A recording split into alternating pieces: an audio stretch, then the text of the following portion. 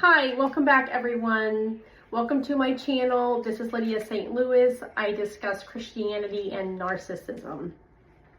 Today I want to just go over a brief overview of narcissism and lay some groundwork for some future videos.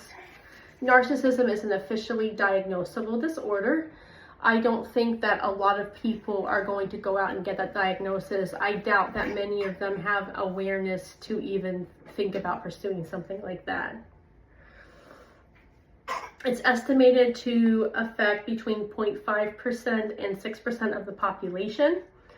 And even if it affects only 0.5%, I would surmise that the chances are good that you have dealt with one in some capacity. If you Google narcissism, you will see a few key characteristics: grandiosity, need for admiration, a lack of empathy, a sense of entitlement, and exploitative behaviors. It also goes on to give some considerations like the fact that we all exhibit some of these signs that doesn't by itself qualify as being diagnosable. For narcissism, I think that you could say that this particular person is going to embody these things. I want to leave you with a few key points. The first one being that narcissism is a very, very serious condition. I think it should go without saying, but I think that we need to repeat that to ourselves and make sure that we understand that, because we have to accept the fact that we are not going to fix the problem. If you have been in a difficult, tumultuous relationship with someone, you suspect narcissism, you will know what I'm talking about. You are not going to fix it. It's not one more conversation and then you're going to finally get to the other side. You can't continue to assume responsibility for all of the problems. You are not going to find a resolution. The narcissist does not actually want a resolution. That is something that I'm going to be covering in future videos. So you have to remember this. Again, I'm going to repeat the point here that narcissism is a very, very serious mental condition that you are not going to fix. Okay, so yeah, you're not going to fix it. Stop trying. Number two, at the end of the day, this population is enslaved to impulses. A narcissist will have an impulse, maybe a realization of some need, and then there is a very short span of time between the person realizing this need and then going through the process to meet that need. An impulse arises, and then they make a move. An impulse arises, the narcissists are going to go make some moves. It might be an emotional need, it might be a need for some validation. They need to hear something specific, they're going to seek that externally, they are going to get it. They have their eyes on the prize. You cannot be in the way of their pursuit. And what they need might not always be validation. Maybe they just want someone to spend time with, like maybe someone who's feeling a little lonely and wants you to go out for coffee. And depending on who you are to the narcissist, depending on the level of control the narcissist feels that he or she can have with you, you are not going to be able to say no. So like, yes, we're going out to try to have a nice time, but I really can't say no to this. They don't really know how to ask for a favor. So they're going to try to convince you that this is actually owed to them. Being impulsive, they can be pretty short-sighted. That can, naturally lead to a lot of money mishandling.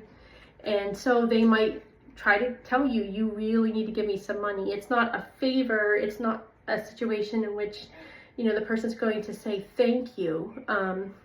They are pretty thankless, depending on who you are to the narcissist, because they learn how to behave with certain people so they can they can put on a mask and they can be thankful, but I feel like generally speaking, if I did a favor, if I was giving a gift, I would be, I would see a lot of funny looks, or maybe just plain ignoring the fact that I had given a gift.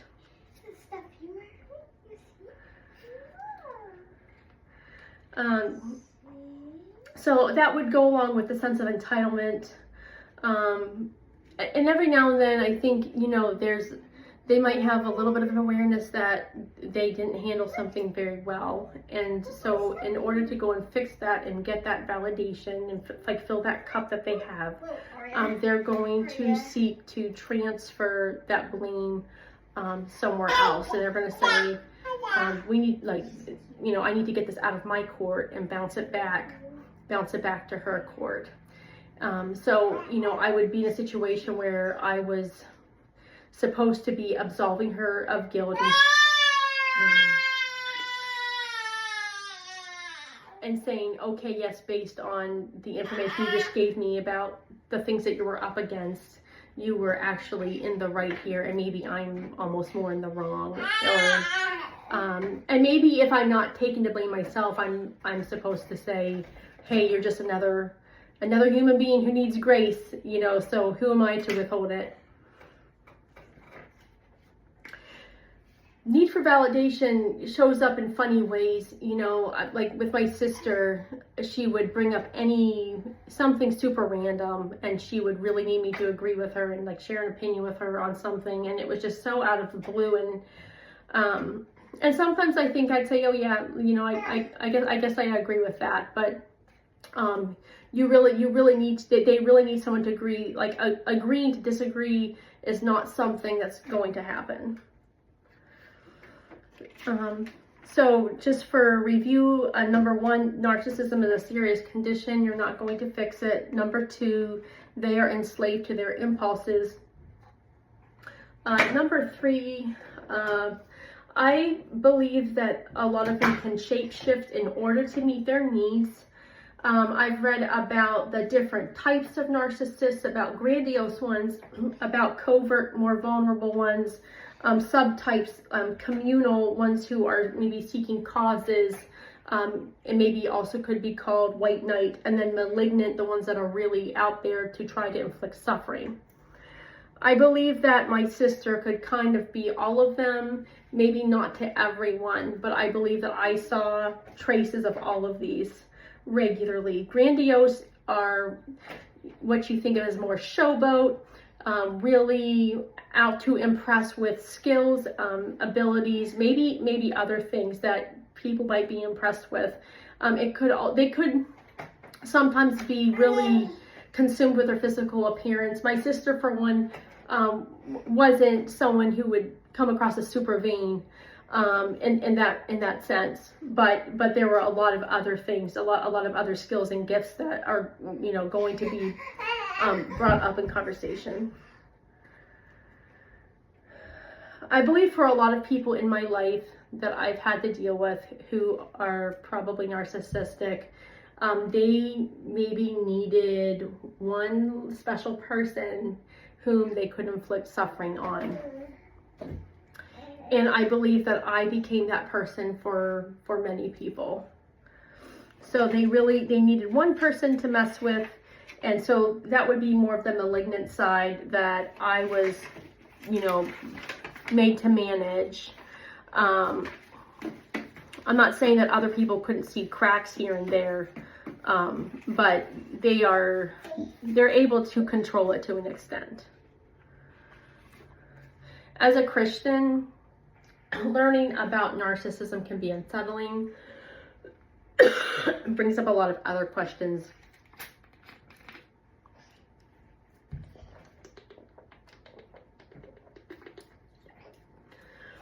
And I might get into those in some other videos, and I will probably share some other good resources. There are a lot of people on YouTube who have a lot of wisdom.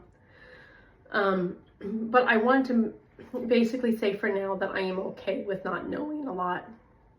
I know enough to know that I've made the right decision. But But yeah, you know, like there are so many things that I say, okay, I don't really know, I don't need to know, I don't have time to delve into this and understand everything, but I understand enough. We need to have names for behaviors.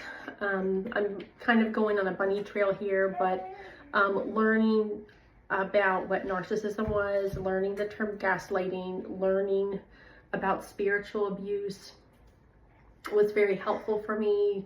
Reading articles was a very pivotal time in my life, where I believe that God decided to shine a light and let me see the truth. And you know, it was still a slow process. It didn't happen right away, but being able to have these names for these things was something that started the process for me. Leaving abusive situations isn't easy, and I don't have easy answers for you, and I don't know where you are today, but I just want to again say with conviction that God did hear my prayers.